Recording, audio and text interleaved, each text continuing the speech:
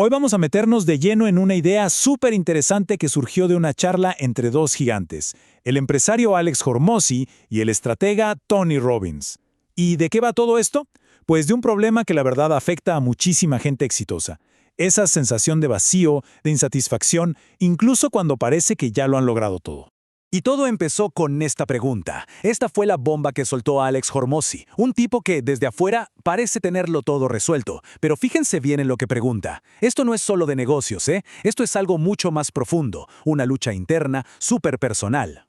Y aquí es donde se pone bueno el asunto, porque lo que esta pregunta nos muestra es una grieta enorme, una brecha entre dos mundos. Por un lado está la ciencia de lograr cosas, ¿no? La fórmula para tener éxito, que muchos como Hormozi dominan a la perfección. Pero por el otro está el arte de sentirse pleno, y esa es otra historia. Ok, vamos a la primera parte. Para entender la solución, primero hay que entender bien el problema. Y Hormozi lo describió con una honestidad que, la verdad, es poco común. Miren esto, el tipo estaba impulsado por un sentimiento de deber, o sea, todo era una obligación. Y el resultado, un problema de apatía, así lo llamó, cero disfrute fuera del trabajo, una desconexión total con el impacto que estaba generando. Llegó a un punto en que su mantra era, literalmente, al diablo con la felicidad. Imagínense llegar a ese extremo, sentir que la felicidad es algo tan lejano que es mejor simplemente descartarla. Uf, es fuerte. Y aquí es donde Tony Robbins entra con una analogía que es, wow, perfecta. La pregunta es, ¿qué haces después de haber caminado en la Luna? Piensen en los astronautas. Llegaron a la cima absoluta de la exploración humana. ¿Y después qué? Muchos de ellos, al volver, se sintieron perdidos, deprimidos. Habían perdido ese gran propósito, esa aventura que les daba vida. Es exactamente el mismo dilema del supertriunfador. Entonces, ¿por dónde empieza Robbins a desenredar este nudo? Por algo que parece simple pero es increíblemente poderoso, el lenguaje. Las palabras que usamos. Y es que, como dice Tony, las palabras que uno asocia a una experiencia se convierten en esa experiencia. Si constantemente se dice tengo el deber de hacer esto, o es mi obligación, el cerebro se entrena para sentir el peso, la carga, y sin darse cuenta se construye lo que él llama un hogar emocional. Es ese estado de ánimo al que se regresa una y otra vez, por costumbre. Para Hormozi, su hogar emocional era el agobio del deber. Pero, ¿qué pasa si cambiamos una sola palabra? Si en lugar de deber decimos oportunidad, todo cambia. Fíjense la diferencia. Deber se siente como una obligación pesada, un tengo que hacer esto, te drena la energía. Pero oportunidad se siente como un regalo, un qué bueno que puedo hacer esto, te llena de energía. Es pasar de la responsabilidad que aplasta a la contribución que inspira. Un cambio de palabra, un cambio de mundo. Bien, el segundo gran reencuadre tiene que ver con la motivación. Robbins habla de dos tipos de fuerza que nos mueven, y entender esto es fundamental para no terminar quemado. Primero está la motivación de empuje. Esta es la que la mayoría conoce, ¿no? Es la fuerza de voluntad, la disciplina, la obligación. Es esa voz interna que dice, ¡vamos, hay que hacerlo! Es el clásico no pain, no gain. Y sí, funciona, hasta cierto punto. Te lleva a la primera montaña. Pero como dice Robbins, la fuerza de voluntad es como una batería, se agota.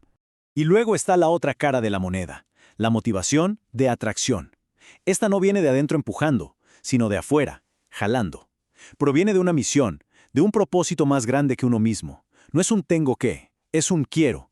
No depende de la fuerza de voluntad, sino del propósito. Y esa energía es prácticamente infinita. Te jala hacia adelante y hace que todo el esfuerzo se sienta diferente, como una vocación. Buenísimo, ¿no? Pero la pregunta del millón es, ¿de dónde se saca esa motivación de atracción? Bueno, aquí viene la solución práctica de Robbins. Hay que crear un moonshot, un disparo a la luna. Y él no solo lo predica, lo vive. Miren su propio ejemplo. Durante 37 años había alimentado a 42 millones de personas. Impresionante, ¿verdad? Pero se preguntó, ¿cómo puedo llevar esto a otro nivel? Y se puso una meta que sonaba loca. Alimentar a 1.000 millones de personas en 10 años. ¡1.000 millones! Una meta así de enorme lo forzó a cambiar todo su enfoque, a innovar. Y no solo eso, lo logró en 8 años. Eso es un moonshot. Y es que el poder de un número así es brutal. 1.000 millones. No es una métrica de negocio, no es un porcentaje de ganancia. Es un número ligado a vidas humanas. Ese tipo de objetivo genera una fuerza de atracción emocional que es incomparable. Es algo que se siente en las entrañas, no solo se ve en una hoja de cálculo. Ok, entonces tenemos el moonshot, pero tener una meta gigante no lo es todo. Falta una pieza clave, el cambio interno para poder conectar de verdad con esa misión. Aquí Robbins le dice a Hormozi que dentro de él viven dos personas. Por un lado está el Alex analítico, el cerebro, el estratega, el genio que construyó el imperio, el que vive en la cabeza. Pero también está el Alex anabólico. Y anabólico aquí no es de gimnasio, significa que construye, que da vida. Es el que vive en el corazón, el que siente la alegría, la conexión. El consejo de Robbins es demoledor. Si estás en tu cabeza, estás muerto. O sea, hay que dejar que el Alex anabólico, el que se siente plenamente vivo, tome el volante más seguido. Y creo que esto resume toda la conversación a la perfección. El logro, el éxito, es una ciencia. Hay fórmulas, hay pasos, hay principios universales. Y la gente como Hormozi la domina. Pero la plenitud, eso es un arte. Es algo profundamente personal. Es una habilidad que casi nadie nos enseña a desarrollar y hay que practicarla todos los días. Y para Hormozi, el clic final fue darse cuenta de que su moonshot no tenía que ser algo ajeno, como alimentar al mundo. Su verdadera misión estaba conectada a su propia historia. ¿Qué era? Ayudar a jóvenes a conseguir esa libertad financiera que él mismo buscó con desesperación. Ahí está. Esa conexión personal, ese es el verdadero combustible de la motivación de atracción.